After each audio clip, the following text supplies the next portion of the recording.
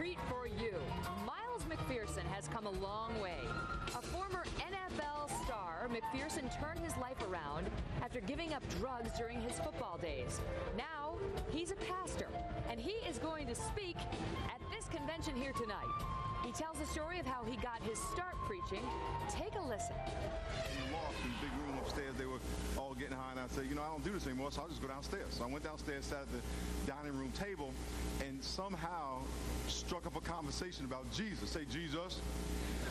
And so I'm sitting down there at this party, and people upstairs getting high, and all of a sudden they started trickling down because I was talking about God. Well, Miles McPherson joins us here live in Denver. Miles, thanks so much for being here. It's my pleasure. All right, so you were playing NFL football. You were playing for the San Diego Chargers, and you tell me you were defensive back, which I now know is the person who tackles the guy who catches the ball. Very helpful. Or knocks the ball down before he gets it. So there you were on your way to superstardom as a football player, and you decided to give it all up for God. Well, my first 2 years I was using cocaine and living wild in every way you can imagine. And a guy in the team. Of professional sports.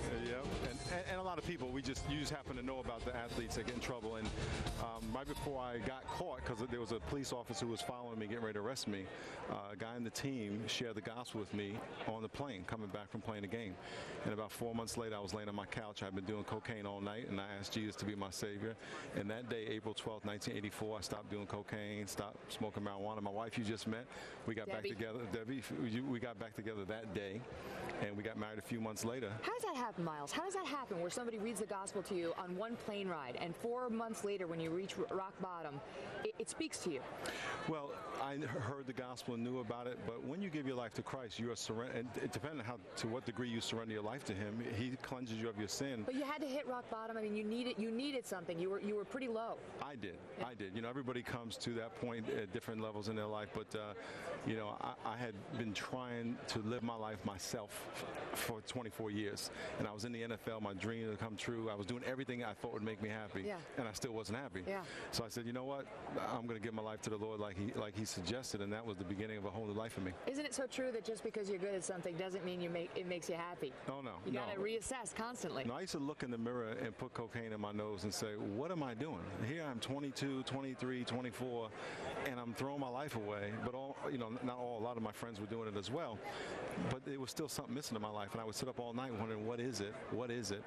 And there are a lot of people like that. They pursue money, they pursue fame, they pursue women, but there's still an emptiness because there's an emptiness that only God can fill.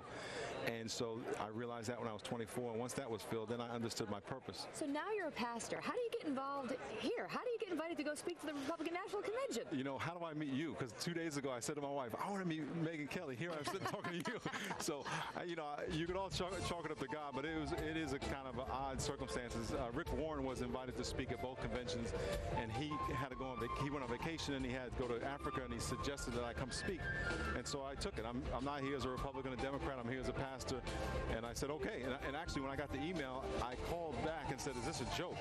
And he said, no, it's not a joke. That's exciting. So it was exciting. Now, before I let you go, you are related to another famous football player.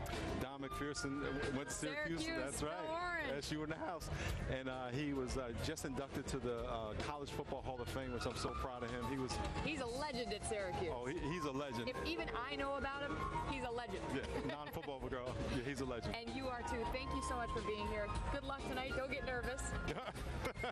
It's too late for that. Don't forget to bring water up on the podium with you. That always helps. Well, I don't have enough time for water. I'm just going to say my piece and get down. All right. Well, we'll be sending positive vibes your way. Thank you. And let me say hi to my mom and dad. Oh, that's sweet. Miles, thanks so much for being here. Thank you. All right. See you tonight. Well done, man. Good luck to you, okay? Thank you very much for stopping by. We watch you guys every day. We love you guys. Thanks so much. All right. In a moment, here you